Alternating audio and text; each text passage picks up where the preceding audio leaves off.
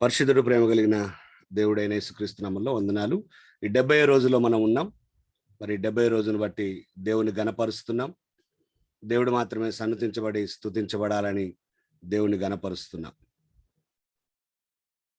మరి 29వ తారీఖు జూలై నెల కూడా మనం ముగించుకోబోతున్నాం. సౌండ్ క్లియర్ కదా? రైట్.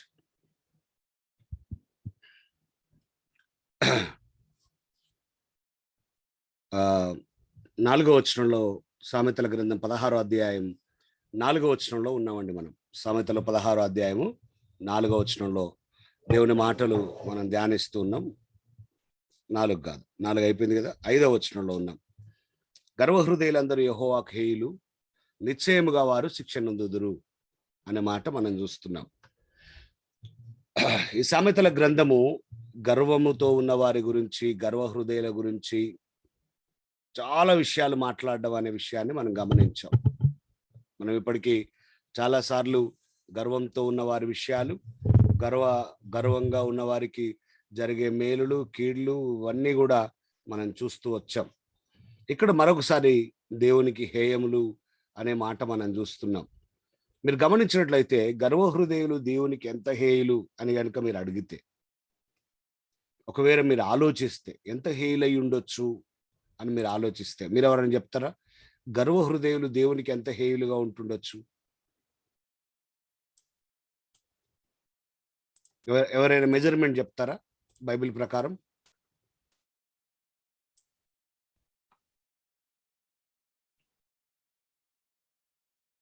ఎవరైనా మాట్లాడారా? నెబుకద్నెజరు ఏం తిన్నాడు? ఈ పట్టణం నేనే కట్టించింది, ఎంత గొప్పగా ఉంది అని చెప్పేసి ఊహించుకున్నాడు తను తానే. గడ్డి తిన్నాడు. అవును, గడ్డి తిన్నాడు. ఇంకెవరైనా గుర్తొస్తున్నారా మీకు? గర్వాన్ని దేవుడు ఎంత హేయపరుచుకుంటాడు అనడానికి. శ్రీనివాసరావు గారు, మీ వాయిస్ వినబడట్లా.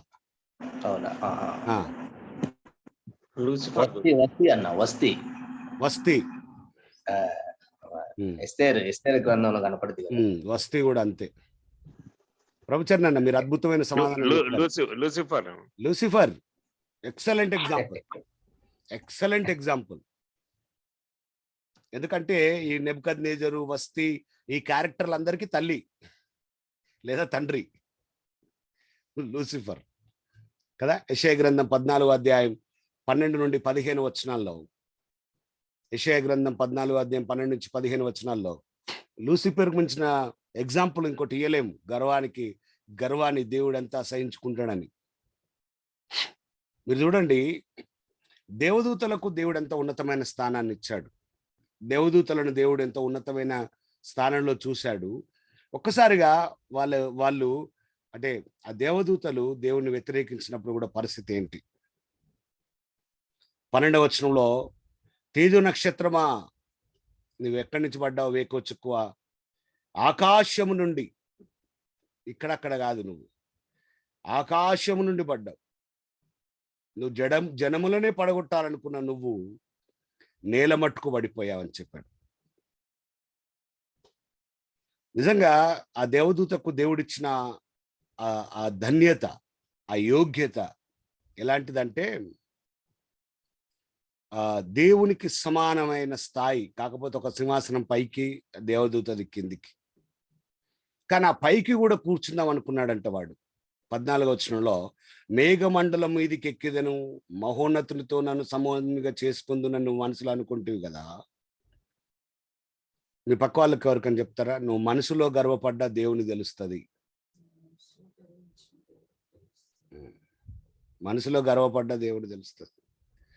మనసులో ఏమనుకుందటంటే, ఇంకేముంది, దేవదూతలు కింద ఉన్నాయి, ఇట్లా ఎగ్జాంపుల్గా మనం అనుకుందాం, పరిశుద్ధుడు పరిశుద్ధుడు పరిశుద్ధుడు అని స్తుతిస్తున్నాయి. నాయకుడు పైన ఉన్నాడు, దేవుడు ఇంకా పైన ఉన్నాడు. ఇక స్లోగా ఏం చేసిందంటే, ఒక లెవలే కదా, నేను కూడా కొంచెం పైకి వెళ్ళిపోదాం అనుకున్నాడంట. వీడు ఆయనకు సమానముగా చేసుకుందాం అనుకున్నాడంట. కాబట్టి మీరు ఒక మాట గమనించాలి, ఒక ఒక ఒక ఒక ఆలోచన నేను మీకు చెప్పాలని ఇష్టపడుతున్నాను. అపవాది సాతానుడు గురించి మాట్లాడుకున్నప్పుడల్లా తప్పకుండా మనం ఆలోచించవలసిన ఒక ఆలోచన ఏంటి అంటే, దేవుడే నిన్ను హెచ్చిస్తాడు. కానీ దేవుణ్ణి మాత్రమే నువ్వు గొప్ప చేయాలి. దేవుని గొప్ప చేయడానికి దేవుడు నిన్ను హెచ్చిస్తాడు. నిన్ను గొప్ప చేసుకోవడానికి కాదు దేవుడు నిన్ను హెచ్చించేది. ఈ మర్మం నీకు అర్థమైతే నువ్వు ఆశీర్వదించబడుతావు జీవితాల్లో. నీ ఉద్యోగంలో అయినా, నీ వ్యాపారంలో అయినా, నువ్వు పనిచేస్తున్న పనిలో అయినా దేవుడు నిన్ను హెచ్చిస్తాడు. కారణం ఏంటంటే దేవుణ్ణి నువ్వు హెచ్చించడం కోసం. దేవుడు నిన్ను హెచ్చించేది నిన్ను నువ్వు హెచ్చించుకోవడానికి కాదు. దేవుడు నిన్ను హెచ్చించినప్పుడు నిన్ను నువ్వు హెచ్చించుకుంటే అది పక్కా ఖచ్చితంగా అది సాతాను గుణలక్షణమే. ఇది పిల్లలు మీరు కూడా మీ లైఫ్ టైం గుర్తుపెట్టుకోండి.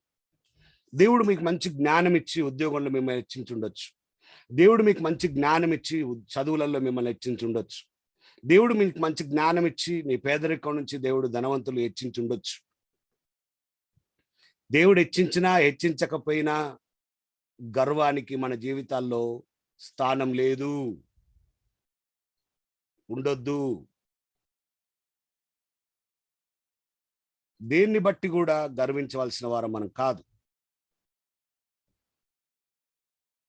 ఎందుకంటే గర్వహృదయులు అందరూ, కొందరు కాదు, గర్వహృదయులు అందరూ యెహోవాకు హేయులే.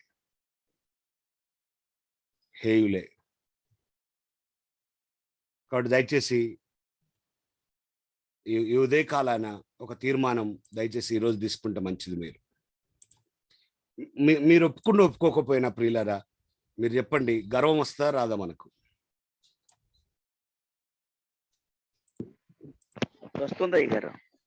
వస్తుంది. ఎందుకంటే మనం ఉన్న లోకంలో గర్వం అనేది సర్వసాధారణమైన విషయం. మనకు రాకున్నా వేరే వాడు వచ్చి తెప్పిస్తాడు మనకు. అలా అన్న, నువ్వైతే నీ పని చేసినావు, అసలు నువ్వు కాబట్టి చేసినావు. అందుకే మన చుట్టూ ఉన్నవారు మనల్ని విమర్శించేవారు, మనల్ని సరిచేసేవారు అవ్వడం మంచిదేమో. మనం ఇంకెక్కువ షార్ప్ అవుతాం. అంతేగాని అసలు నువ్వు వీరుడివి, శూరుడివి, నువ్వు తోపు అనేటోడు మన చుట్టూ ఉంటే మనకు గర్వమే వచ్చేస్తుంది. రహస్యంగా మనసులో వస్తుంది గర్వం. నాదే ఉంది అని అంటాం, కానీ లోపల నేను కాకుండా ఇంకెవడు ఉన్నాడు అని అంటాం. మళ్ళీ మనసులో గర్వించిన దేవుడు విడిచిపెట్టాడు. మనసులో కూడా గర్వించడానికి దేవుడు ఒప్పుకున్నట్టుగా లేదండి. అక్కడ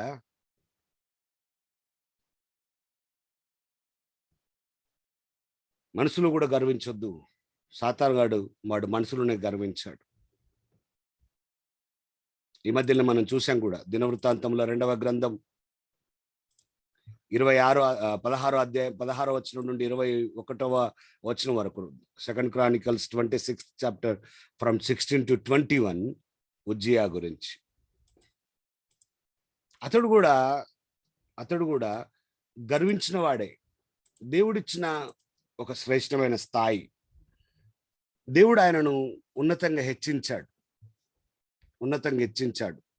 ఆయనకు అన్ని విషయాల్లో స్థిరపడేటట్టుగా చేస్తే అది ఆఖరికి ఏమైందంటే అది గర్వానికి దారితీసింది.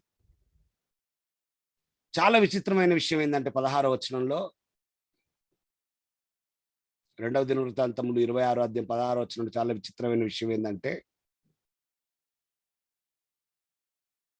ఉజ్జియా కూడా మనసున గర్వించాడు.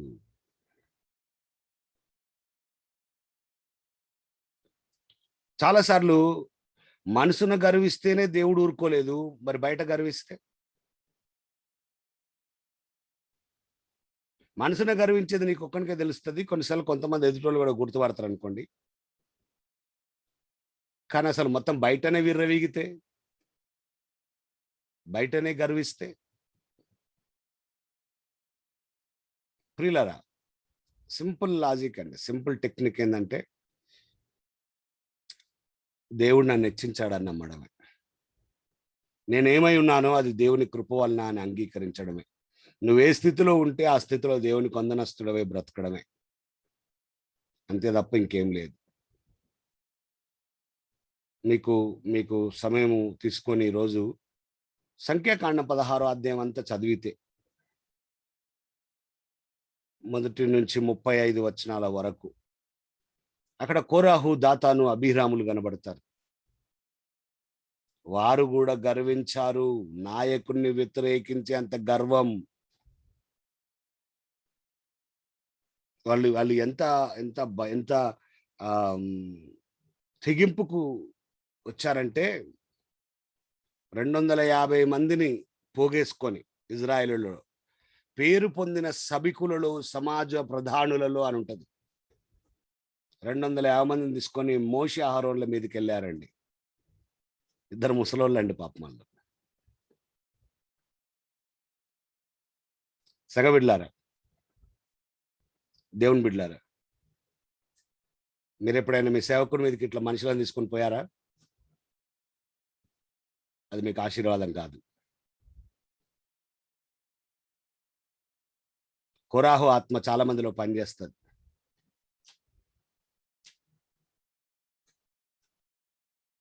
కోరాహు, దాతాన్ ఆత్మ చాలా మందిలో పనిచేస్తుందండి. ఒక 250 మందిని పోగు చేసుకొని ఆయనకు విరోధంగా లేచి 3వ వచనంలో అన్నారట, మీతో మాకిక పని లేదు. నాయకత్వాన్ని తృణీకరించే మనస్సు, నాయకత్వాన్ని విమర్శించే మనస్సు. అందరం పరిశుద్ధులమే, మా మధ్యలో దేవుడు ఉన్నాడు, మీరు అవసరం లేదు. ఒక భయంకరమైన మాట వాళ్ళు ఏమన్నారంటే 3వ వచనంలో, యెహోవా సంఘము మీద మిమ్ము మీరేలా ఇచ్చించుకుంటున్నారు అన్నారు. సంఖ్యాకాండం 16 అధ్యాయం 3వ వచనంలో. 4వ వచనంలో, అందుకే మోషే అంటే దేవునికి ఇష్టము. ఆ మాట విని మోషే సాగిలపడ్డాడంట. చిన్నోళ్ళండి వాళ్ళు, వాళ్ళ దగ్గర అక్కడే సాగిలపడ్డాడు ఆయన. ఎందుకంటే, అరే బాబు మీరు ఎంత పెద్ద మాట అన్నారంటే, మేము హెచ్చించుకుంటున్నామా? మేము హెచ్చించుకుంటున్నామా? మేము గర్వపడుతున్నామా? చాలాసార్లు ఎంత మాట వస్తే అంత మాట మాట్లాడే మనస్తత్వాలండి మనవి. చిన్న పెద్ద వ్యత్యాసం లేకుండా, మంచి చెడు వ్యత్యాసం లేకుండా నాయకులకు, అధికారానికి అసలు అధికారాన్ని తృణీకరిస్తే బైబిల్‌లో ఒప్పుకోదు అది. ఇంకా ప్రాముఖ్యంగా దేవుడి దగ్గర నుంచి అనుగ్రహించబడిన అధికారాన్ని తృణీకరిస్తే దేవుడు ఎంత మాత్రం సహించేవాడు కాదు. జాగ్రత్త. నేను మిమ్మల్ని భయపెడతలేను, కానీ హెచ్చరిస్తున్నాను. అపవాది ఆ మనసు కొంతమందిలో ఉంటది, నాయకత్వానికి విరోధంగా లేపుతుంది. ఆ మనస్తత్వాన్ని నుంచి మనం తీసేసుకోవాలి. మోషే అది అది అది నా గుండెని హత్తుకున్న మాట ఏంటంటే, మోషే వాళ్ళతో వాదించలేదు కానీ అక్కడే సాగిలపడ్డాడండి. మీరు జస్ట్ ఇమాజిన్ చేయండి. ఓ 30-40 సంవత్సరాల యవనస్తులు 80 సంవత్సరాల పై ఉన్న వయసున్న ముసలాయన మీద గొడవ పెట్టుకుంటుంటే ఆయన ఒక్కసారిగా లేచి సాగిలపడి 2 చేతులు సాగిలపడి ఆయన ప్రార్థన చేస్తే ఎవడన్నా బతుకుతాడా అండి? మన గర్వం మనల్ని నాశనం చేస్తుందని, నాశనానికి ముందు గర్వం నడుస్తుందని అర్థం చేసుకోకపోతే ఎలాగా? ఇష్టం వచ్చినట్టుగా వాళ్ళు మాట్లాడి జనాలను పురికొల్పి కొంతమంది వ్యతిరేకిస్తారండి. అక్కడ ఉన్న వాళ్ళందరూ, రే బాబు నువ్వు చెప్పినట్టు మేము చెయ్యం అని అక్కడ వ్యతిరేకించినా కూడా వాళ్ళు అదే విధంగా అదే రకంగా వాళ్ళు ప్రవర్తించడాన్ని అక్కడ మనం గమనించవచ్చు. కాబట్టి గర్వ హృదయులందరూ యెహోవాకేయులే. కొందరు కాదు, అందరూ. నువ్వు చెప్పొచ్చు, నేను గర్వపడడానికి ఒక కారణం ఉంది. There is a reason behind my pride. There is no reason అండి. నాశనమే రీజన్. ఒకడు గర్వపడుతుండు అంటే నాకేమనిపిస్తుంది అంటే, ఓకే, వాడి నాశనానికి వాడు దగ్గర తెచ్చుకున్నాడేమో అనిపిస్తుంది నాకు. అక్కడ ఒక పెద్ద డిస్కషన్ అండి. మీరు జాగ్రత్తగా అంతా చదివినట్టు సమయం తీసుకొని మొత్తం చదవండి. 30 వచనం తర్వాత పెద్ద డిస్కషన్ తర్వాత 31 వచనంలో ఆ మాటలు చెప్పి చాలించినగానే వారి క్రింద నేల నిరవిడిచెను. వారి క్రింద నేల నెరవిడిచెను. భూమి తన నోరు తెరచి, గమనించాలి, భూమి తన నోరు తెరచి వారిని,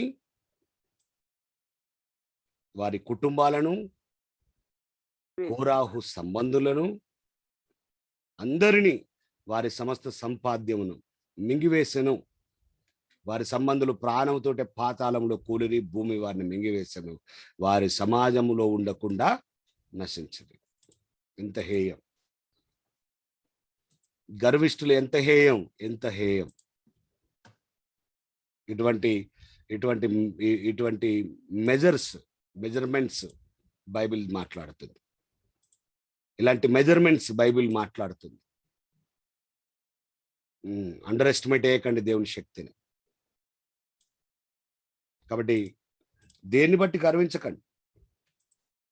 తను తాను తగ్గించుకున్నవాడు హెచ్చించబడతాడు.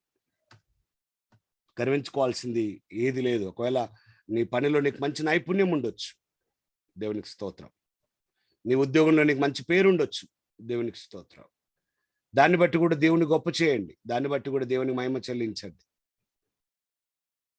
మనం అందుకే ఉమెన్స్ మీటింగ్ లో కూడా ధ్యానిస్తున్నారు కదా. పేతురు మొదటి పత్రిక నిన్నటి దినాన్ని కూడా చూశారు కదా. 5వ అధ్యాయం అద్భుతమైన అధ్యాయం అండి. 5వ అధ్యాయం, 1 Peter 5th chapter.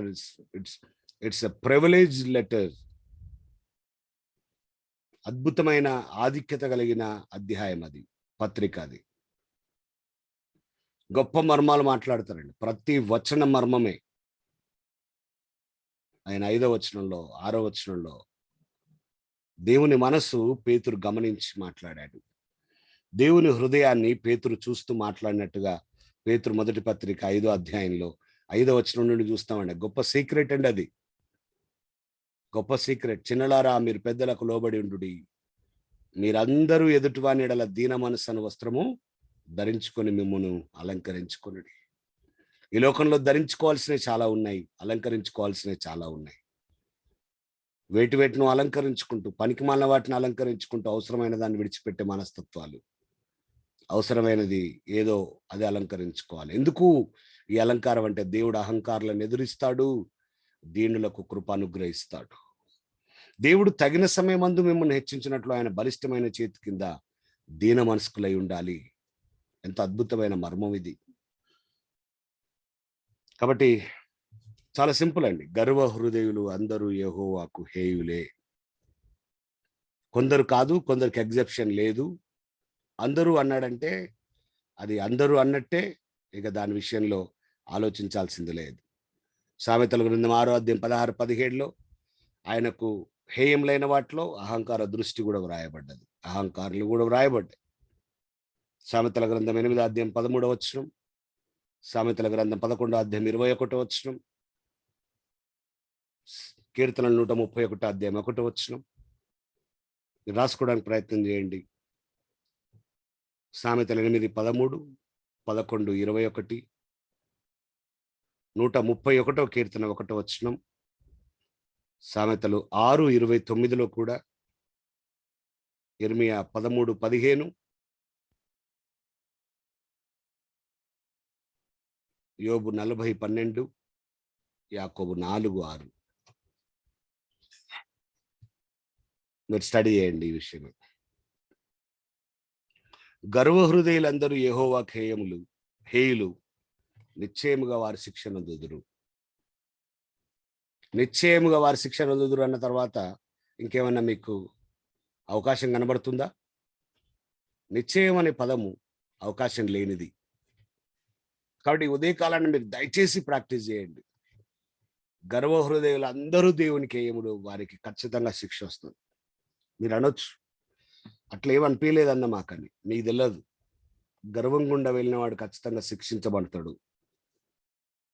గర్వం మంచిది కాదు, గర్వ హృదయం మంచిది కాదు. గర్వ హృదయం దేవుడు అంగీకరించేది అసలే కాదు. దేవుడు మిమ్మల్ని ఎక్కడ హెచ్చించినా, మీరు తగ్గించుకొని బ్రతకండి. ఒకవేళ నీకు ఆస్తి ఇచ్చాడు, అంతస్తు ఇచ్చాడు, పేరు ఇచ్చాడు, అనేకులు నిన్ను గొప్ప చేసే స్థాయి, స్థితి ఇచ్చాడు, ఇంకా తగ్గించుకోవాలి. ఇంకా నువ్వు తగ్గించుకుంటే ఇంకా నువ్వు హెచ్చించబడతావు. కానీ నీకు లేని దాన్ని బట్టి నువ్వు గర్వపడితే నువ్వు హెచ్చించబడవు. సేవలోకి వచ్చిన తర్వాత పెద్దగా అవగాహన నాకు లేని సమయంలోనే రెవరెండ్లు వచ్చాయి, డాక్టరేట్ ఇచ్చారు నాకు. బిషప్ కూడా వచ్చేది ఉండే,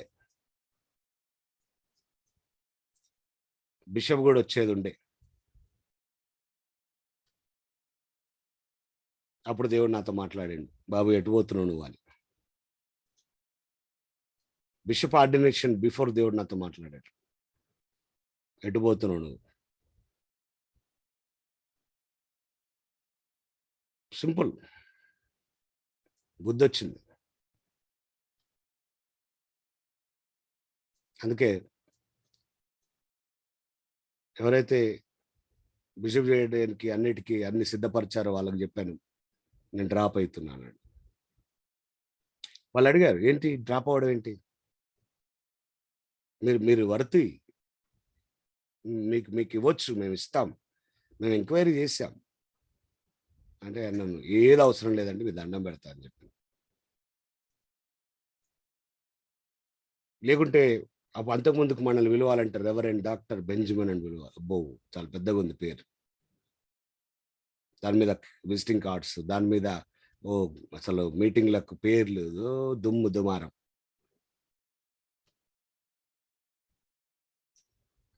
ఆ రెవరెండ్లు 20 రెండ్లు 60 రెండ్లు అన్ని పోయినాయి. ఇప్పుడు ఏ రెండ్లు లేవు. సర్టిఫికెట్లు ఉన్నాయి, ఏ రెండ్లు లేవు. సింపుల్గా నేను ఏం చెప్తా అంటే, నన్ను బెంజమిన్ అని పిలువండి, ఇట్స్ ఓకే.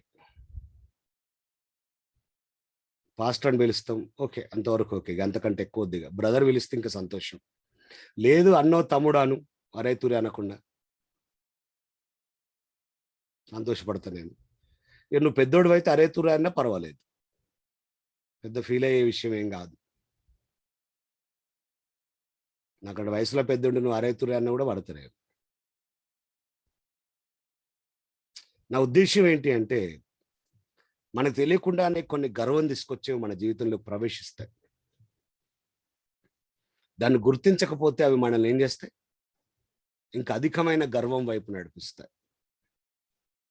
మీరు గమనించండి, మిమ్మల్ని గర్వంలోనికి నెట్టివేమైనా మీ దగ్గర ఉన్నాయేమో, దాన్ని బట్టి మీరేమైనా గర్వపడుతున్నారేమో.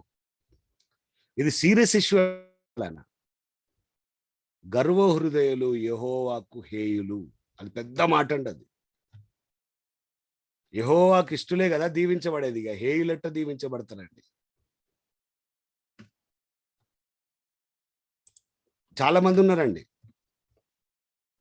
ఇప్పుడు ఇదే గ్రూప్ లో ఒక తమ్ముడు నాకు మెసేజ్ పెడతా ఉన్నాడు, అన్న ఇది తెలియక నేను గర్వంగా ఉండా వెళ్ళి నా కెరియరే నాశనం అయిపోయింది.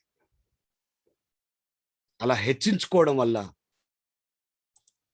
ఇలా హెచ్చించుకోవడం వల్ల ఆ గర్వం చేత ఉద్యోగాలు పోయాయి, భవిష్యత్తులు పోయాయండి. తిరిగి ఆ జీవితం రాదేమో భయం అవుతుందండి నాకు.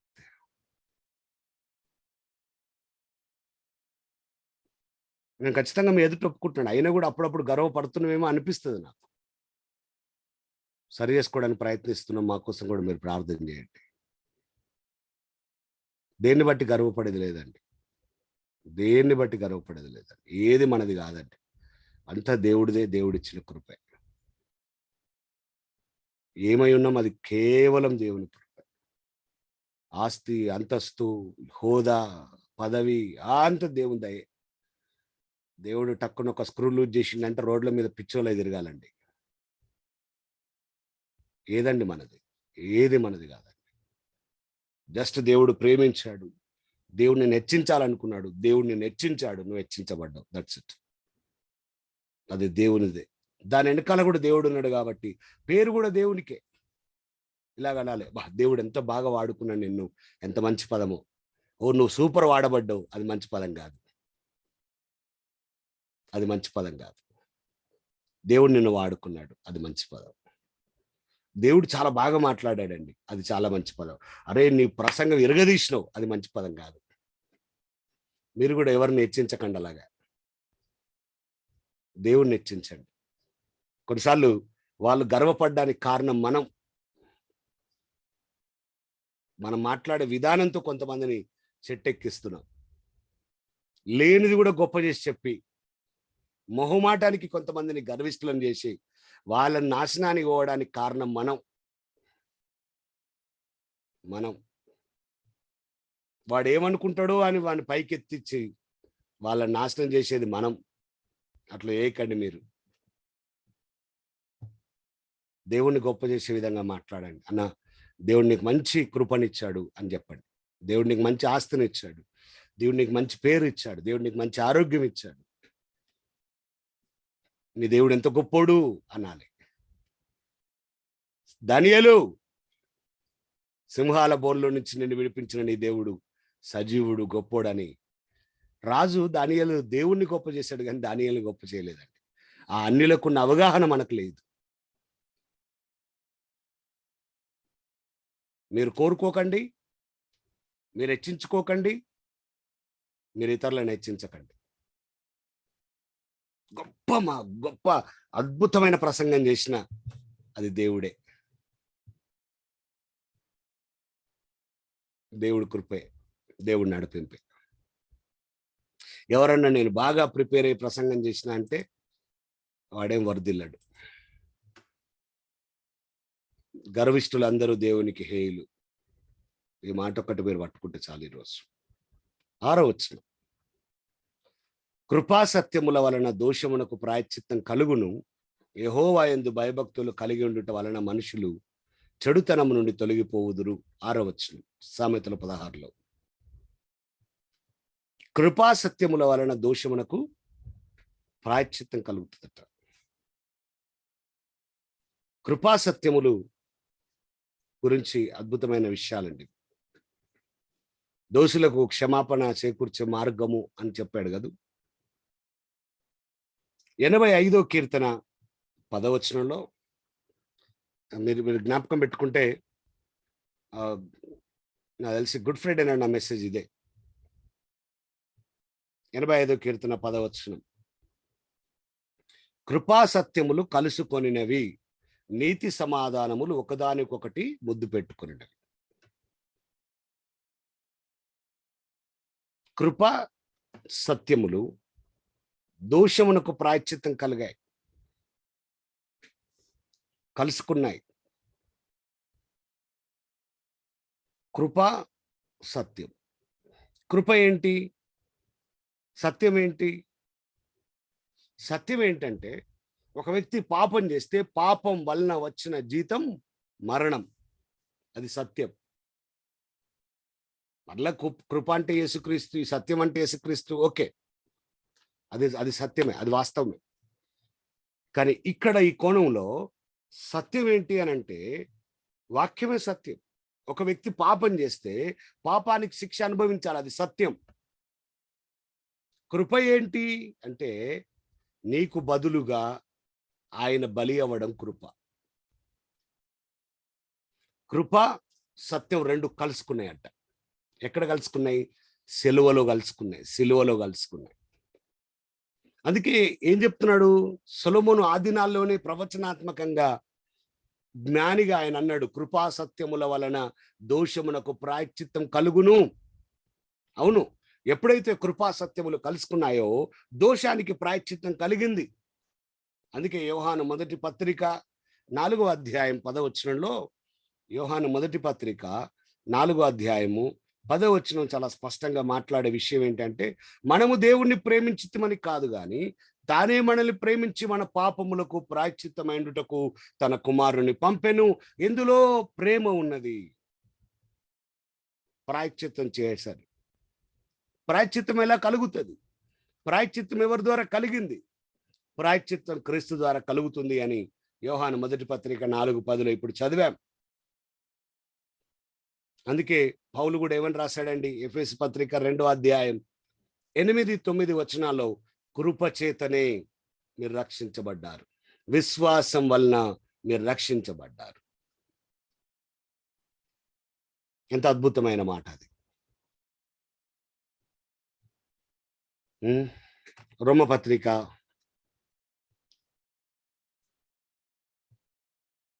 8వ అధ్యాయంలో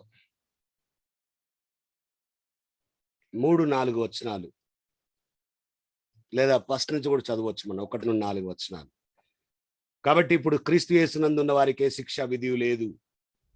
క్రీస్తు యేసునందు జీవమిచ్చు ఆత్మ యొక్క నియమముల పాప మరణముల నియమం నుండి నన్ను విడిపించును. ఎట్లనగా ధర్మశాస్త్రము దేనిని చేయజాలకపోయెను, దానిని దేవుడు చేసెను. హల్లెలూయా. శరీరమును అనుసరించి ఆత్మను అనుసరించకయే నడుచుకుని మనయందు ధర్మశాస్త్ర సంబంధమైన నీతి విధి నెరవేర్చబడవలనని. అద్భుతమైన మాట అండి. ఇక్కడ నుండి పాప పరిహారము నిమిత్తము దేవుడు తన సొంత కుమారుని పాప శరీరాకారముతో పంపి ఆయన శరీరమందు పాపమునకు శిక్ష విధించెను. అది సత్యం.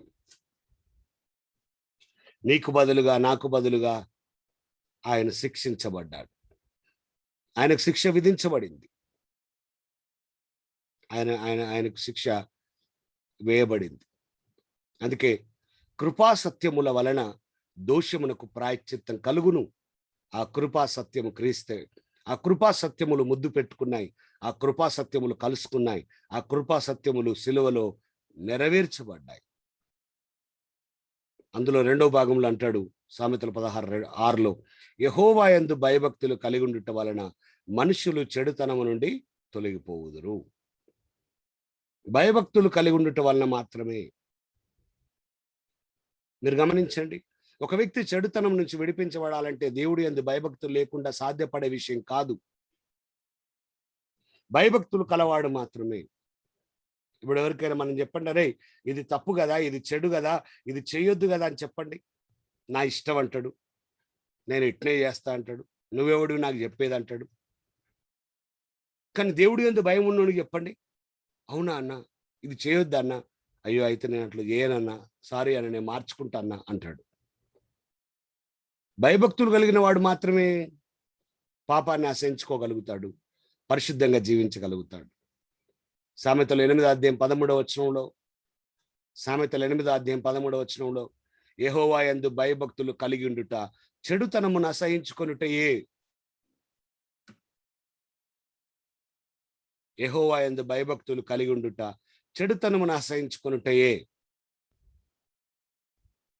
చాలా మంది అంటున్నారు, మాకు దేవుడు అంటే భయం, మాకు దేవుడు అంటే భక్తి, కానీ మాకు చెడు అంటే ఇష్టం అంటున్నారు. అలా కుదరదు. దీన్ని మరొక రీతిగా చదివి వినిపించనా మీకు? చెడుతనమును అసహించుకొనుట యెహోవా యందు భయభక్తులు కలిగి ఉండుటతో సమానం.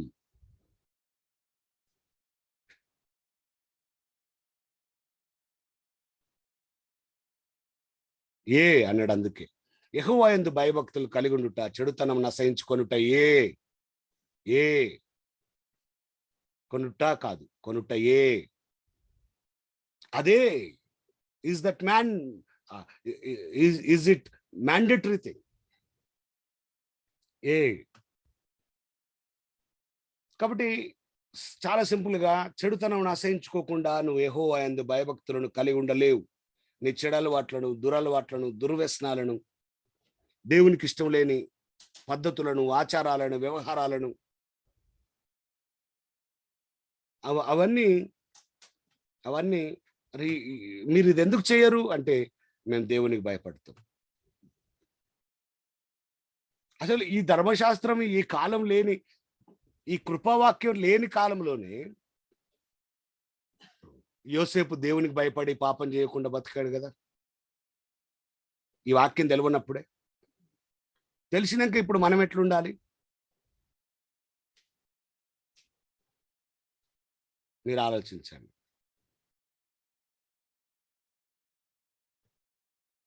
ఒక వ్యక్తి చెడుతనాన్ని అసహించుకోకుండా ఒక వ్యక్తి దేవునికి ఇష్టం లేని దాన్ని అసహించుకోకుండా, నాకు తెలిసి పొరపాటున కూడా ఆ వ్యక్తి దేవుడి యందు భయభక్తులు కలిగి ఉండలేడు. మోసమే. ఒకవేళ ఉన్నా సార్, నేను దేవుడు అంటే నాకు చాలా భయం భక్తి ఉంది తెలుసా అంటే, సింపుల్ అండి. నేను మీకు ఇంకో కొలత కూడా ఇస్తాను నేను. ఎవరైనా మేము దేవుడి యందు భయభక్తులు కలిగి ఉన్నాం, మాకు దేవుడు అంటే భయం ఉంది, భక్తి ఉందని వాడు చెడుతనం విసర్జించలేదు అనుకోండి, వానికి చెప్పండి నీళ్ళ దేవుడు భయం లేదని.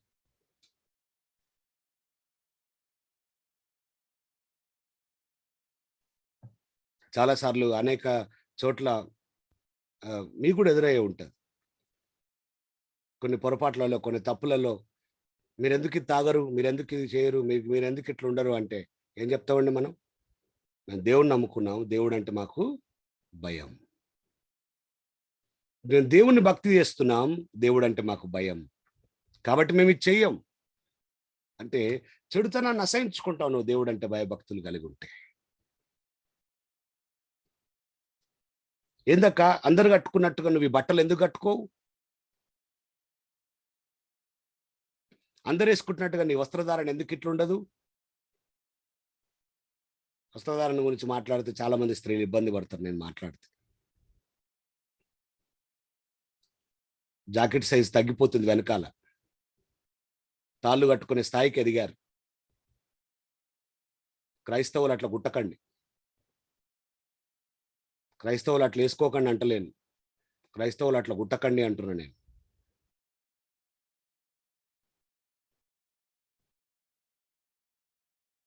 అన్న కుట్టకుంటే గిరాకు రాదు, ఇక మీ ఇష్టం, నేనేం చెప్పలేను దానికి.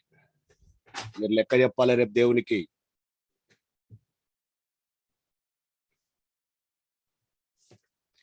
మీకు వచ్చే ఆదాయం మీద దెబ్బ పడుతుందేమో. ఏమో మరి, కుట్టొచ్చో లేదో నాకు తెలియదు.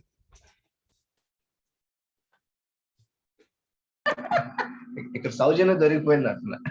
Okay okay, right. సౌజన్యం ఒక్కతే దొరికిపోయిందని మీరు అనుకుంటున్నారు, నేను చాలా మంది దొరికిపోయారని నేను అనుకుంటున్నా. ఇక్కడ చాలా మంది అట్లా కుట్టేటోళ్ళు.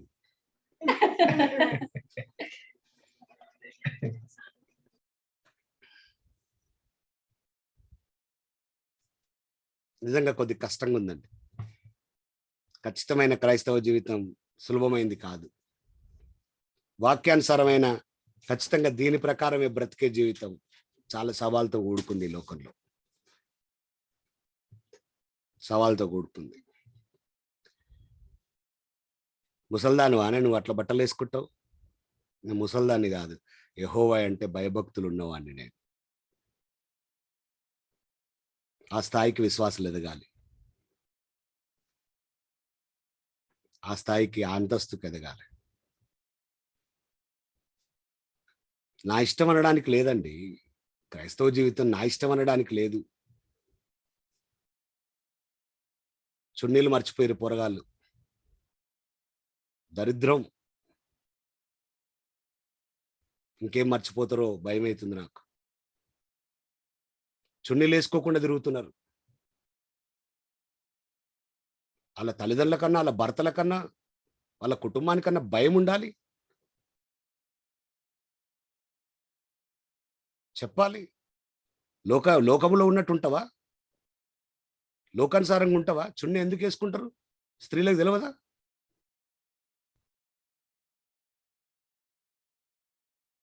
అవన్నీ మనం ఈ ప్లాట్ఫారంలో మాట్లాడుకోవాలన్నా ఇప్పుడు. దేవుని యందు భయభక్తులు ఉంటే ఎట్లుంటది నీ వేషధారణ? దేవుని యందు భయభక్తులు ఉంటే నీ వస్త్రధారణ ఎట్లుంటది? ఎట్లా వేసుకుంటావు నువ్వు? దేవుడు అంటే భయం లేదుగా, భక్తి లేదు కాబట్టి జుట్టు ఇరబోసుకొని తిరుగుడు, ఇష్టం వచ్చిన ఏషాలు వేసుకొని తిరుగుడు. చున్నీ పోయింది బాల్సాం బ్రదర్, చేతులు పోయినాయి, భుజాలు పోయినాయి, భుజాల మీద రంధ్రాలు వచ్చినాయి. నాకు మొదట తెలియక చినిగిపోయింది అనుకున్నా. నేను ఒక శెల్లని పిలిచి చెప్పిన, శెలే భుజం మీద జనిగిందిరా అంటే ఈ భుజం చూపించింది ఆమె. ఒరి అవ్వ, ఆ శనగలే చింపుకుందామె. ఈపులో కూడా రంధ్రాలు వచ్చింది. ఇక ఈపు రంధ్రాలు ఇప్పుడే మాట్లాడిన, మళ్ళీ ఎందుకు మళ్ళీ బాధ పెడతారు మీరు? సింబల్స్ అట్లా ఆ విధంగా చాలా భయంకరంగా. ప్యాంట్లకు కూడా వచ్చినాయి కదా ఈ రంధ్రాలు. ఇక పాయింట్ల దాకా నేను మాట్లాడితే ఇంకా ఇబ్బంది అవుతుంది. మా చిన్నతనాన్ని కొంచెం జినిగితే కుట్టుకున్న దాకా మనసు పోపోయేది. ఇప్పుడేమో సింపుకొని వేసుకుంటున్నారు పోరగాళ్ళు. స్టైల్ అది, ఫ్యాషన్ అయిపోయింది అది. ఇవన్నీ లోకం అంతా చర్చిలోకి వస్తుందా? లోకం అంతా దేవునిలోకి వస్తుందా? లోకం అంతటిని దేవునిలోకి తీసుకురావచ్చా మనం? అది చెడు అని తెలియదా? నీ అవయవాలు ఎవరికి కనబడొద్దని తెలియదా? దేవుడు నీకు ఇచ్చిన అవయవాలు నీ భర్తకు మరియు నీ దేవునికి తప్ప ఇంకెవరికి ఇవ్వద్దని తెలియదా? ఎవరు చూపియొద్దని తెలియదా? అది సభ్యత సంస్కారం కాదని తెలియదా? పవిత్రతకు నీకున్న లక్ష్యం ఏంటి? పరిశుద్ధత విషయంలో నీకున్న ఉద్దేశం ఏంటి? నిన్ను నిన్ను నిన్ను పట్టుకొని దేవుని యందు భయభక్తులు కలిగి ఉన్నాయి అన్నామా? ఈ విషయంలో పాస్టర్లకు బుద్ధి లేదు, పాస్టర్ల పిల్లలకు బుద్ధి లేదు, పాస్టర్ల భార్యలకు బుద్ధి లేదు.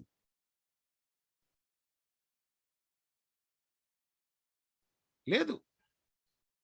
మోడర్న్ టెక్నాలజీ, మోడర్న్ విషయాలని లోకంలో ఉన్న అన్ని పట్టుకొస్తున్నారు. పాస్టర్లు వ్యతిరేకించలేకపోతున్నారు, పాస్టర్లు బోధించలేకపోతున్నారు, పాస్టర్లు గద్దించలేకపోతున్నారు. ఎంత మోడర్న్ అని రానియండి. 2060లో బైబిల్ ఏమన్నా మారుతుందా? 2100లో బైబిల్ ఏమన్నా మారుతుందా? ఎప్పటికీ మారదండి. దేవుడి యందు భయభక్తులు కలిగి ఉంటే చెడుతనాన్ని నువ్వు అసహించుకోవాల్సిందే. కాబట్టి లోకంలో చేసాలన్నీ మనకి కావండి. నువ్వు ఎంత మోడ్రన్ గా ఉండు, కానీ అసహ్యంగా ఉండకు. నువ్వు ఎంత మోడ్రన్ గానే తయారుగా, నువ్వు అసహ్యంగా తయారు కాకు. ఇప్పుడు కొన్ని బయట, ఇప్పుడు అమెరికా దేశాలు లాంటి ఇటువంటి ఏరియాల కల్చర్ ఉంది కన్నా, ఇప్పుడు అక్కడ వస్త్రధారణ తేడా ఉంటుంది. అదే కల్చర్ ఇండియాకి కూడా వచ్చింది. ఈ మధ్య కూడా నేను బాగా చూస్తా ఉన్నాను, వర్షిప్ లో ఈ టైట్ జీన్స్ లేస్తా ఉన్నారు లేడీస్ బాగా. అది కూడా పై వరకే ఉంటుంది. ఇప్పుడు ఈ చున్నీలు వేసుకోకపోవడాలు, తలకు కట్టుకోకపోవడాలు, ఇవన్నీ పెద్ద సమస్యగానే ఉన్నాయి సంఘాల్లో. మీరు అన్నమాటే, వేరే దేశాలది పాశ్చాత్య ధోరణి ఇక్కడ తీసుకొస్తున్నారు. ఇప్పుడు నేను సింపుల్ గా ఒక ఎగ్జాంపుల్ చెప్తా, మీకు అర్థమవుతుంది. నేను బ్యాంకాక్ పోయాను ఫస్ట్ టైం. బ్యాంకాక్ లో వస్త్రధారణ చూస్తే రోడ్డు మీద గిలగిల కొట్టుకొని చచ్చిపోతాం మనం. మన వల్ల కాదు. కళ్ళు లేకుంటే బాగుండి అనిపిస్తుంది బ్యాంకాక్ లో తిరుగుతున్నప్పుడు. తర్వాత నాకు ఢిల్లీలో, తర్వాత హైదరాబాద్ మన ఈ సాఫ్ట్వేర్ సిటీ వైపు తిరిగినప్పుడు అనిపించింది, అక్కడ ఏం లేదు ఇక్కడ కూడా వచ్చింది ఆ సంస్కృతి అంతా. చిన్న చిన్న పొట్టి పొట్టి నెక్కర్లు వేసుకున్నాడు, ఇష్టం వచ్చిన బట్టలు వేసుకొని ఒట్టి బ్రాల మీద రోడ్ల మీద తిరిగే స్త్రీలను చాలా మందిని చూసిన నేను. అయితే ఏం జరిగిందంటే, మా ఫ్రెండ్ ఉన్నాడు ఒక ఆయన, ఎస్టెబాన్ అని, నా మంచి ఫ్రెండ్ ఆయన, అమెరికన్. వాళ్ళు మినిస్ట్రీ చేయడానికి బ్యాంకాక్ లో ఉన్నారు. వాళ్ళ భార్య, వాళ్ళు చిన్నప్పటి నుంచి అట్లాంటి బట్టలు వేసుకుంటారు. అది వాళ్ళకి పెద్ద విషయం కాదు, అది వాళ్ళు అట్లా అలవాటు పడ్డారు, మనం ఏం చేయలేము దాన్ని. సరే, దేవుడు వాళ్ళ సంస్కృతిని బట్టి మరి దేవుడు ఏం చేస్తాడో మనకు తెలియదు. ఆమె మంచి టీషర్ట్ వేసుకొని, షార్ట్ వేసుకొని నా దగ్గరకు వచ్చింది. నాతో పాటు ఇంకొక ఇండియన్ కూడా ఉన్నాడు. ఆమె నాతో మాట్లాడుతుంది. నిజంగా ఆమెను చూసి మాట్లాడడం నాకు కొంచెం ఇబ్బందిగానే ఉంది. చాలా దగ్గరకు వచ్చి వాళ్ళ మీద చేసి మాట్లాడతారు, దగ్గర కూర్చొని మాట్లాడతారు కదా. పాపం వాళ్ళలో ఎటువంటి ఉద్దేశం ఉండదండి, వాళ్ళు పరిశుద్ధులండి. నిజంగా వాళ్ళ కాలు మొక్కొచ్చు, వాళ్ళ లోపల ఏ చిన్న తప్పుడు ఆలోచన ఉండదు. ఉంటే అగంటే కనుక మనకే ఉంటుంది తప్పితే. ఆమె వచ్చి మాట్లాడుతూ టక్కున ఆపి ఏమన్నది తెలుసా, నీ పక్కకున్నాను ఒకసారి నన్ను మొత్తం చూడమని చెప్పు, అప్పుడు ఫ్రీ అయిపోతాడని చెప్పింది ఆమె. ఎందుకు? వాడు ఇట్లా చూసే పని మీదే ఉన్నాడు. బిగుసుకొని చూస్తున్నాడు. ఒకసారి మొత్తం చూడమను, సెట్ అవుతాడు మీ వాడు అన్నదా. నా తలకాయ తీసి అవతల వాడేసినట్టు అనిపించింది.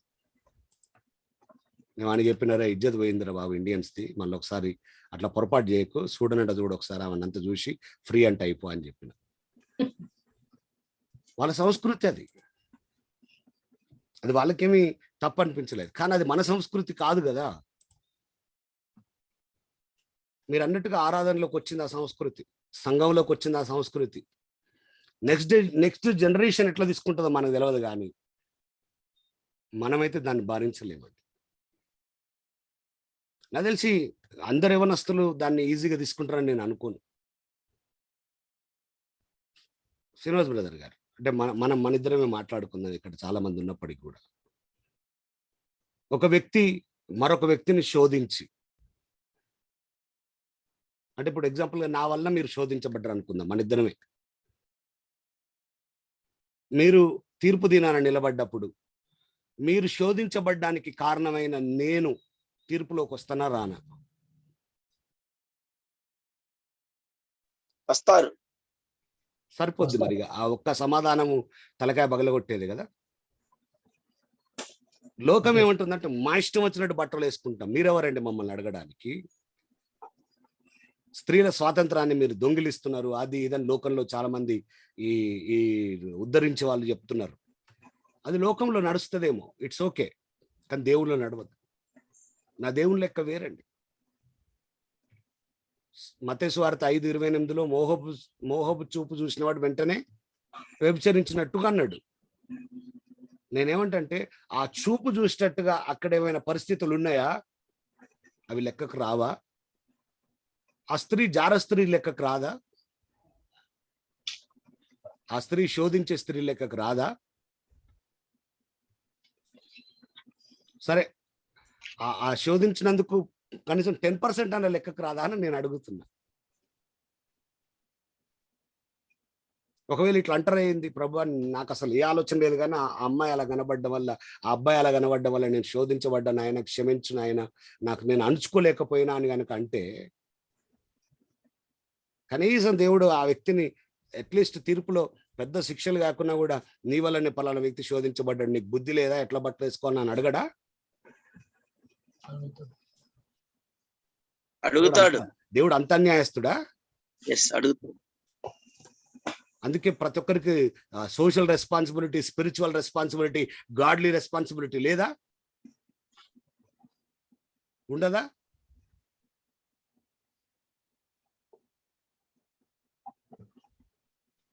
వాళ్ళు ఏమంటారంటే మీరు చూసే విధానం సరిగ్గా చూడండి అంటున్నారు. సరే, నా దృష్టి మంచిది కాదు, నువ్వు మంచిగుండొచ్చుగా. అదేంటంటే నువ్వు చూసే విధానం సరిలేదు, మరి నువ్వు చూసే విధానం సరిగ్గా ఉంటే బాగుంటుంది కదా.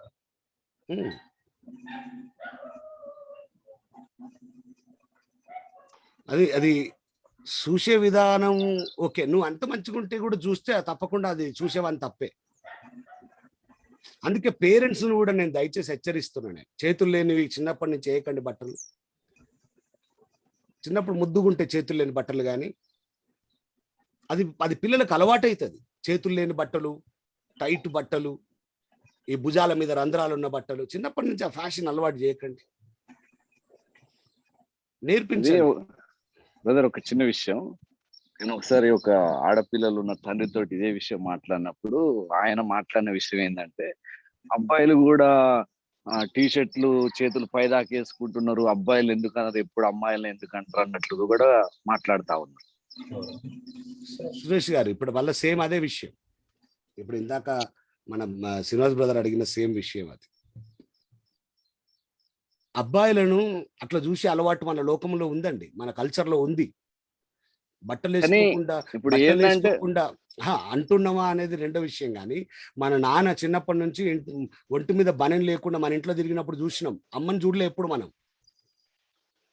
అదే అంటే ఈవెన్ పేరెంట్స్ కూడా, నేను అనేది ఏంటంటే, నా ఉద్దేశం ఏంటంటే పేరెంట్స్ కూడా యాక్సెప్ట్ చేయట్లేదు ఆడపిల్లలు ఎందుకంటే ఇట్స్ ఓకే మా పిల్లలు అనేది నా ఉద్దేశం. సమర్థించుకుంటే మనం ఏం చేయలేంలేండి, మనం దానికి ఏం చేయగలుగుతాం. నేను ఇక్కడ పక్షపాతం ఏం మాట్లాడతలేను, స్త్రీలను టార్గెట్ ఏం చేస్తలేను నేను. కానీ నా ఉద్దేశం ఏంటంటే, మన తల్లిదండ్రులలో మా అమ్మని ఎప్పుడు నేను నగ్నంగా చూడలేదు, కానీ మా నాన్నను 100 సార్లు చూసిన నేను. అది వ్యత్యాసం. మన ఇంటి పక్కల ఉండేటోళ్ళు బట్టలు లేకుండా గొడ్డలతోటి కట్టెలు కట్టుకునేటోళ్ళని చూసినాం. డ్రాయర్లు వేసుకొని రోడ్ల మీద స్నానం చేసే పురుషులను చూసినాం మనం. స్త్రీలు చూశారు, పురుషులు చూశారు, మనం ఆ కల్చర్లో పెరిగాం. కానీ స్త్రీలను అలా చూడలేము మనం, ఆ కల్చర్లో పెరగలేము మనం. కల్చర్ తగ్గట్టు వస్త్రధారణ ఉండాలని. అంతే కదా. అంటే శోధించబడేటట్టుగా వద్దు అనేది కూడా ఇంకో కోణం అన్న చరణన్న. అంతేనా? కనీసం మనమన్నా తీర్మానం చేద్దాం సార్. అందరికి మనం ఈ విషయాలు చెప్పలేం కానీ కొంచెం అన్నా నిజంగా అండి. అంటే ఇంకా చెడిపోతుందని ఈ హెచ్చరికలు ఇంకా చెడిపోతున్నాయి, ఇంకా చూస్తున్నాం, ఇంకా చూస్తున్నాం, ఇంకా చూస్తున్నాం, ఇంకా చూస్తున్నాం. ఇంకేం చూడాల్సి వస్తుందో. ఎవరిష్టం. ఇప్పుడు ఇంకో కోణంలో లోకంలో మాట్లాడితే ఎవరిష్టం వాళ్ళది, ఎవరి డ్రెస్ వాళ్ళది, ఎవరిని ఎవడు కంట్రోల్ చేయలేడు. అంటే ఇప్పుడు ఇక్కడ ఉన్నటువంటి వాళ్ళు కల్చర్ లో తల్లిదండ్రులు పిల్లలని వేరే దేశాల కంట్రీస్ పంపించి వాళ్ళ స్టడీస్ పూర్తి అయిపోయిన తర్వాత ఆ కల్చర్ ఇక్కడికి తీసుకొచ్చేసి అలా అలా అలా అలా ఉంటున్నారు. ఇక్కడ పాస్టర్ పిల్లలు కావచ్చు, లేకపోతే మామూలుగా ఎవరైనా విశ్వాసుల పిల్లలు కావచ్చు. అది సూపర్. ఆ మాట నేను ఒప్పుకుంటాను. అది జరుగుతుంది. అది కరెక్టేనా? అది కూడా ఎట్లా కరెక్ట్ అవుతుంది? ఎట్లా కరెక్ట్ అవుతుంది? రోమిలలో రోమియుడిగా, యూదులలో యూదుడుగా ఉన్న పౌలు మనసు ఏంటి, మన మనసు ఏంటి? నేనేమంటే అది అది అది దానివల్ల నీకు వచ్చే ప్రయోజనం ఏంటి? నువ్వు పుట్టి పెరిగిన విధానం ఏంటి? ఇప్పుడు నేనేమంటే సరే, ఇంకొక కోణంలో సురేష్ మీరు ఏమంటున్నారు? అదే ప్రాక్టికల్ గా అండి. అంటే నేను చాలా మందిని గమనించాను, పేరెంట్సే యాక్సెప్ట్ చేయట్లేదు. మనం ఎవరన్నా అంటుంటే పేరెంట్సే మాకే ఇబ్బంది లేదు, ఊక మీకెందుకు ఇబ్బంది అయింది అన్నట్టు కూడా సొసైటీలో చూస్తా ఉన్నారు పేరెంట్స్. అందుకే మనం బయట ఎవరితోటి ఏమనం, ఎవరి నరకానికి వాడు పోతాడు, మనం ఏం చేయగలుగుతాం. కాబట్టి చిన్న గుంపులో 2 చేతులు జోడించి బతిమలాడు చెప్పడమే తప్పితే ఈ ఇక్కడ కూడా ఏం గట్టిగా చెప్పేది ఏం లేదు. నేను ఇప్పుడు గట్టిగా ఏం చెప్పలే నాకు తెలిసి. అదే జస్ట్ సలహాలు అంతే. పాటిస్తే సలహాలు పాటించవచ్చు, లేకపోతే లేదు. పాటిస్తే పాటించవచ్చు, లేకుంటే లేదు. ఫ్రీ. మీరేం నాకు పైసలు ఇస్తలేరు సలహాలు ఇస్తే. మనం తెలిసిన వ్యక్తిని మాత్రం చేసి చెప్పగలుగుతాం. అంతే. అందరికి ఏం చెప్పగలుగుతాం. ఇప్పుడు అందరూ సురేష్ చెప్పలేం. అన్నట్టుగా మా పిల్లలు మా ఇష్టం, మాకు తెలుసు, మేము చూసుకుంటాం అంటే ఇట్స్ ఓకే. మనం ఏం చేయలేము. మనం ఏం చేయగలుగుతాం. కానీ ఒక కాపరిగా, ఒక బాధ్యత కలిగిన వ్యక్తులంగా మనం చెప్పగలిగిన వాళ్ళకి మాత్రం ఖచ్చితంగా చెప్తాం. చెప్పాలి. ఇక కొన్నిసార్లు చెప్పలేకపోతున్నాం. కొన్నిసార్లు వాళ్ళకు కూడా, ఎందుకంటే ఇక వాళ్ళు వినడానికి ఇష్టంగా లేరు కొంతమంది తల్లిదండ్రులు. మనం ఏదైనా చేస్తే రెండోసారి సంఘానికి కూడా రావట్లేదు బ్రదరు. అదే చెప్పబోతున్నా అన్నావు.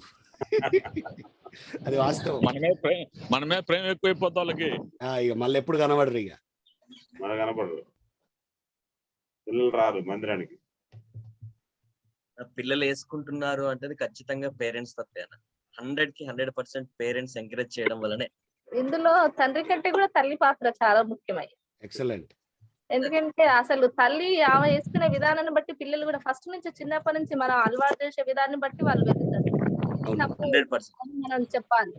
అట్లా మన పిల్లలు మన లంగావోని వేసుకున్నారు కదా, ఈయనకు అసలు ఇష్టం లేదు. మీ అన్న ఆ లంగావోని వేసుకునే విధానం ఈయనకు నచ్చలేదు.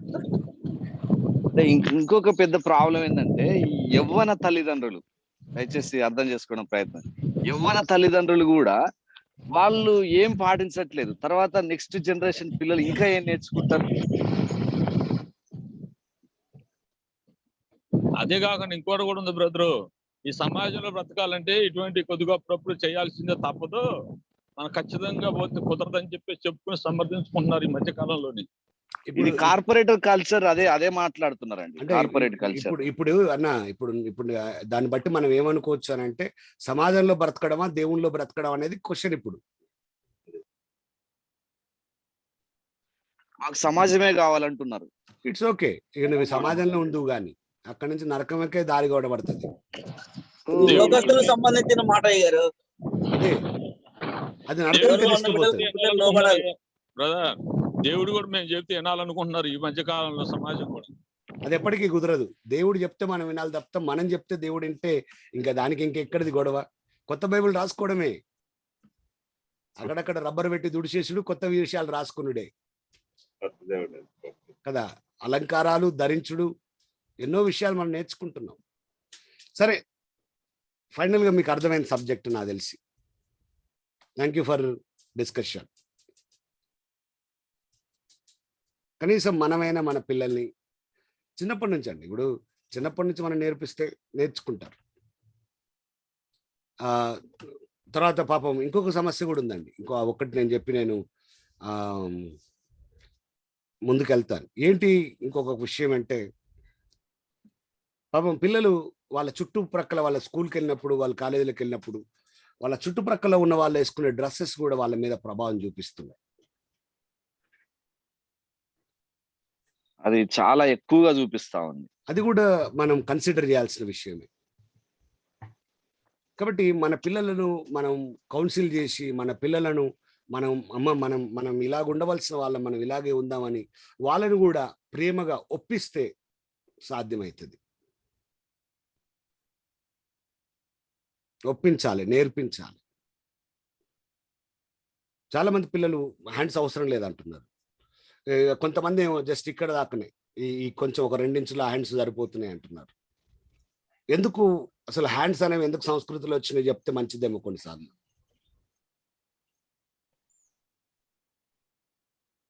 మనం వీలైనంత వరకు మన పిల్లలతోటి క్రమం మాట్లాడితే మంచిదేమో. అయితే ఒక వయసు వచ్చినాక మాట్లాడితే నేర్చుకోవడం కష్టమేమో. చిన్నతనం నుంచి ఉండాలి. చిన్నతనం నుంచి అయితేనే సాధ్యమైతది. ఆయనే తల్లిదండ్రులే పెట్టి 2 ఇంచులు పెడుతుంటే ఇంకా పిల్లలు మనం ఏం పెట్టరు. చేయగలం? ఏం చేయలేం. చేసేది ఏం లేదు. స్కిన్ టైట్ లెగ్గిన్స్ వచ్చినాయి ఇప్పుడు. ఉమ్. మొత్తం కనబడుతుందండి. అసహ్యంగా ఉంటది. ట్రాన్స్పరెంట్ ట్రాన్స్పరెంట్ కూడా వచ్చినాయా? అంటే ఇప్పుడు అదే వాళ్ళు ఇప్పుడు లెగ్గిన్స్ చేసే వాళ్ళు కూడా ఏం చేస్తారు, వాళ్ళ కాస్ట్ తగ్గియడానికి వాళ్ళు క్వాలిటీ తగ్గిస్తా ఉంటారు. ఆ దరిద్రం చూసుకుంటే బతకాల్సి వస్తుంది లోకంలో మనం.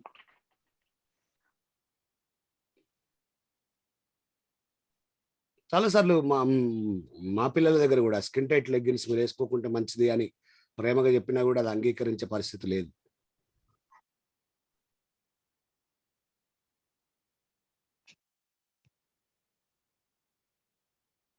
ఆడపిల్లల తల్లిదండ్రులుగా మేము కూడా ఛాలెంజెస్ ఎదుర్కొంటున్నాం. ఇంకొకటి కూడా అంటున్నారండి, అప్పుడే ముసలోళ్ళమైనవా లేకపోతే అప్పుడే ముసలోళ్ళమా ఇవన్నీ ఇట్లా లూజ్ చేసుకోవడానికి. నీ వస్త్రాలు నువ్వు యవనస్తుడవో ముసలోడవో చెప్పగలిగితే అంతకంటే దరిద్రం ఇంకోటి లేదు కదా మన జీవితంలో. మన వాళ్ళ దగ్గర అక్క మన పిల్లలు కదా అక్క ఏంటక్క అలా వేస్తున్నారు డ్రెస్ అంటే, తమ్ముడు ఇప్పుడు కాకపోతే ఇంకెప్పుడు వేస్తుంది తమ్ముడు, చిన్న పిల్లలు ఉన్నప్పుడే బాగుంటాయి, తర్వాత ఎలాగో వేయం కదా అని ఇప్పటి నుంచే అది స్టార్ట్ చేయడం, అది వాళ్ళకి అట్లా అలవాటు అయిపోవడం మళ్ళీ.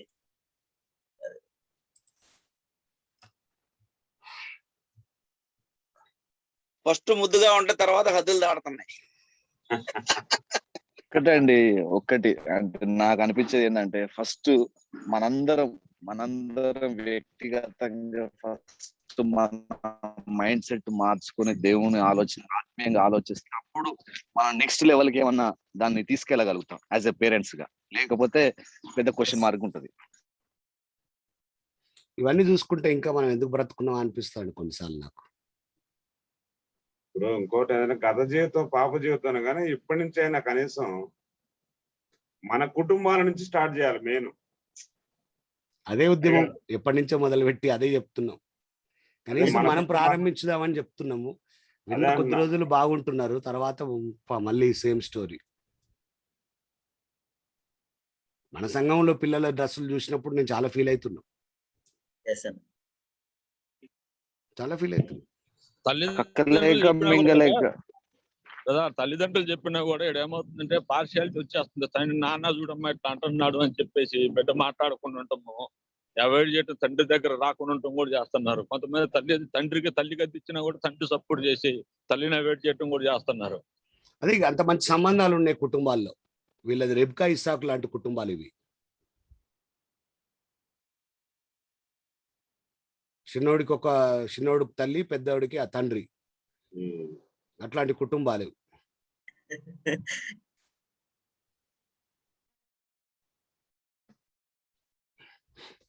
సీరియస్ గా ఆలోచించండి. నిజంగా మనం మాట్లాడుకున్న విషయాలు చాలా అవసరమైన విషయాలు. కాకపోతే చాలా వరకు వినడానికి ఇష్టమయ్యే విషయాలు ఇవి, పాటించడం కంటే కూడా. సామెతలు 14:16 జ్ఞానం గలవాడు భయపడి కీడు నుండి తొలగును అని రాస్తాడు. అందరూ తొలగలేరండి. జ్ఞానం గలవాడు మాత్రమే కీడు నుండి తొలగగలుగుతాడు. జ్ఞానం గలవాడు మాత్రమే ఆ విధంగా ఉండగలుగుతాడు. అందరూ చేస్తారా? అందరి వల్ల అయితదా? నాకు తెలిసి అందరి వల్ల కాదు. జ్ఞానం ఉన్నప్పుడే మాట్లాడుకొని, సరి చేసుకొని అప్పుడు చేయగలుగుతారనే మాట అర్థమవుతుంది. నాకు ఈ విషయాలన్నీ చూస్తున్నప్పుడు ఆదికాండంలో 20 అధ్యాయంలో జరిగిన సంఘటనలో అబ్రహాము ఒక అద్భుతమైన మాట చెప్తాడు అబీమెలెకు ఇంట్లో. "నువ్వెందుకు అబద్ధం ఆడినవయ్యా? నువ్వెందుకు తప్పులు చేసినవయ్యా? నీ భార్యను అప్పగించి నువ్వు ఇంత తప్పు చేసినావు చెల్లె అని చెప్పినావు" అంటే 11వ వచనంలో అంటాడు, అది ఈ రోజు నెరవేరుతుందేమో అనిపిస్తుందండి. ఆదికాండం 20 అధ్యాయం 11లో, "ఈ స్థలమందు దేవుని భయం ఏమాత్రము లేదు కనుక" అంటాడు. నిజంగా అది నిజమేమో అనిపిస్తుందండి. ఈ స్థలములో దేవుని భయం లేదు. మనం ఉండే స్థలాల్లో దేవుని భయం లేదు. మీరేమంటారు? మీరు పరిచర్య చేసే స్థలాల్లో, మీరు నివసించే స్థలాల్లో దేవుని భయం ఉన్నట్టు అనిపిస్తుందా మీకు? లేదు.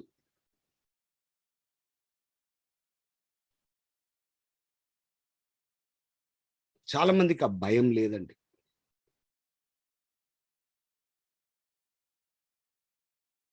కనీసం మీకుందా? ఆ ఆలోచన మీరు చేయండి. మీకు దేవుని భయం ఉందా? మీరు మీ పిల్లల్ని ఎట్లా సిద్ధపరుస్తున్నారు? తర్వాత రాబోయే క్రైస్తవ తరాలను మీరు ఎట్లా సిద్ధపరుస్తున్నారు? మీకుందా ఆ భయం? మీ పిల్లలకు నేర్పిస్తున్నారా?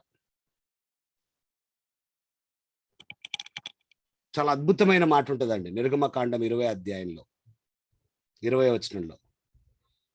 ఏమైనా మాట్లాడదాం అనుకున్నామరా? అన్మ్యూట్ అయిందా? లేదు లేదు. నిర్గమకాండం 20 అధ్యాయం 20 వచనం.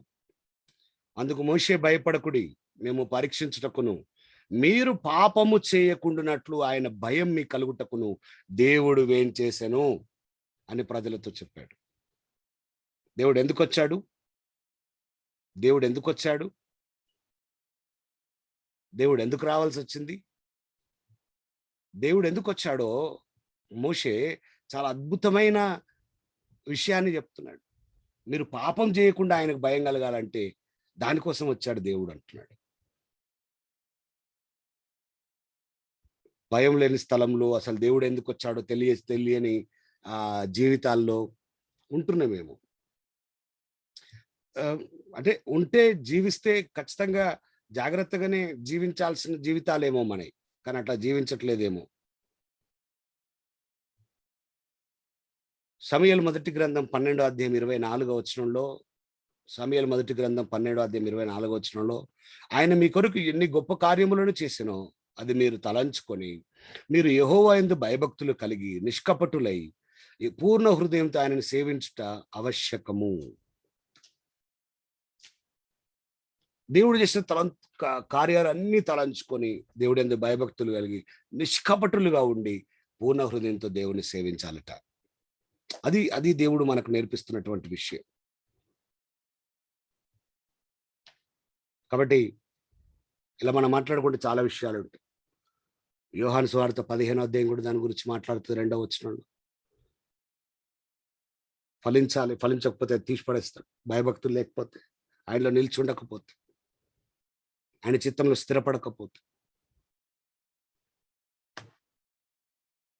భయభక్తులు కలిగిన వారిని దేవుడు కోరుకుంటున్నాడు. యోబు 28:28 కూడా మనం చదువుకున్న భయభక్తులు అడగానే అది గుర్తుకుండాలని చెప్పాను మీకు నేను.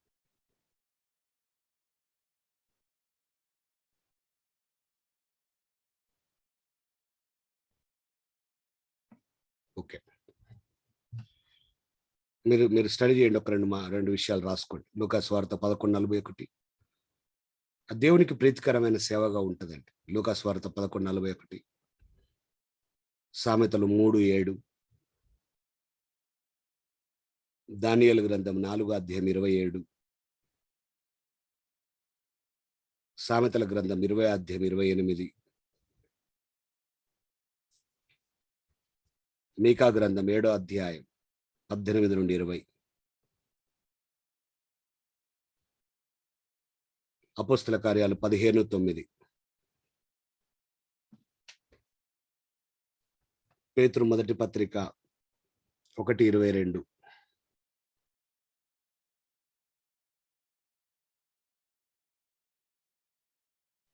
కొరింథీ 2వ పత్రిక 7:1. అంటే మనం సరి చేసుకోవాలి, మనం మార్చుకోవాలి, దేవునికి ఇష్టంగా జీవించాలనే విషయాలు ఇవన్నీ. ఎఫెసు పత్రిక 5:21 కూడా. ఓకే, ప్రార్థన చేసుకుందాం. లాస్ట్ వన్ ఒకసారి ఇజ్రా అన్న ప్రార్థన చేయండి. స్తోత్రం తండ్రి, పరిశుద్ధాత్మ తండ్రి, మీకు మహిమ కలుగును గాక. ఈ ఉదయకాల సమయంలో తండ్రి సంతల గంట జ్ఞానమును బట్టి మీకు వందనాలు, స్తోత్రములు తండ్రి. యా ఎన్నో విషయాలు తండ్రి మీరు మాట్లాడుతూ తండ్రి, ధర్మాంతుల గురించి మీరు మాట్లాడి ఉన్నారు ప్రభా. గొప్ప కార్యం జరిగించింది, వందనాలు, స్తోత్రములు తండ్రి. మీ యందు భయభక్తులు గలవారు తండ్రి ఎలా ఉండాలో కూడా ఉన్నారు ప్రభా, మీరు నేర్పించున్నారు. అదే విధంగా తండ్రి ఈ లోక సంపూర్ణమైన మర్యాద నడుపు తండ్రి సెలవిస్తున్న దేవుడు తండ్రి, కృపా సత్య సంపూర్ణుడుగా పరలోకపు తండ్రిగా మా మధ్య ఉండే తండ్రి, మీ కార్యము సఫలపరిచినందుకు మీకు వందనాలు, స్తోత్రములు తండ్రి. ఎంతమంది అయితే తండ్రి విన్నారో ప్రభువా ఈ యొక్క వాక్య ధ్యానాన్ని తండ్రి, వారి జీవితాల్లో తండ్రి వారి స్థితిగతులు మార్చుకొని వారి బిడ్డల యొక్క పరిస్థితులు తండ్రి మీ స్వాధీనం ఉంచుకుంటున్నందుకు వందనాలు. మా అందరిని కూడా తండ్రి, మా బిడ్డలందరినీ కూడా ఎలా పెంచాలో తండ్రి, ఈ లోక సంబంధమైన మర్యాదను తండ్రి అనుసరింపక తండ్రి మీ యొక్క నామ మహిమార్థమై తండ్రి వాడుకోవడానికి కృప చూపించండి, సహాయం చేయండి, అద్భుతం జరిగించండి తండ్రి. మీ దాసుడికి ఇంకనూ తండ్రి బలపరచండి, ఇంకా తండ్రి ఆత్మానుసారమైన విషయాల్లో ఇంకనూ తండ్రి మెరుగైన జ్ఞానముతో నింపుకోతండి. అయా వచ్చిన దగ్గర తండ్రి ఈ యొక్క తండ్రి ఈ గ్రూప్ లో యాడ్ అయిన ప్రతి ఒక్కరికి తండ్రి మీ ప్రేమతో నింపుకొని తండ్రి, ప్రతి ఒక్కరు ఆత్మీయ ఎదుగుదలలో తండ్రి మీ కొరకు కనిపెట్టుకుని నడుచుకునే బిడ్డలుగా మార్చుకోమని మీరు మహిమ పొందమని, అన్ని విషయాల్లో మీరు తండ్రి తోడుగా నడిపించండి, కృపతో నింపండి. ఆత్మీయ విషయంలో తండ్రి దీనులుగా ఉంటూ తగ్గించుకుంటూ లోబడుతూ తండ్రి భయభక్తులు కలిగి నడుచుకోవడానికి సహాయం చేయండి. అదే యేసునామములో ప్రార్థన సమర్పించి స్తుతించి అడిగి పెట్టుకుందాం ప్రియ పరలోకపు తండ్రి, ఆమేన్.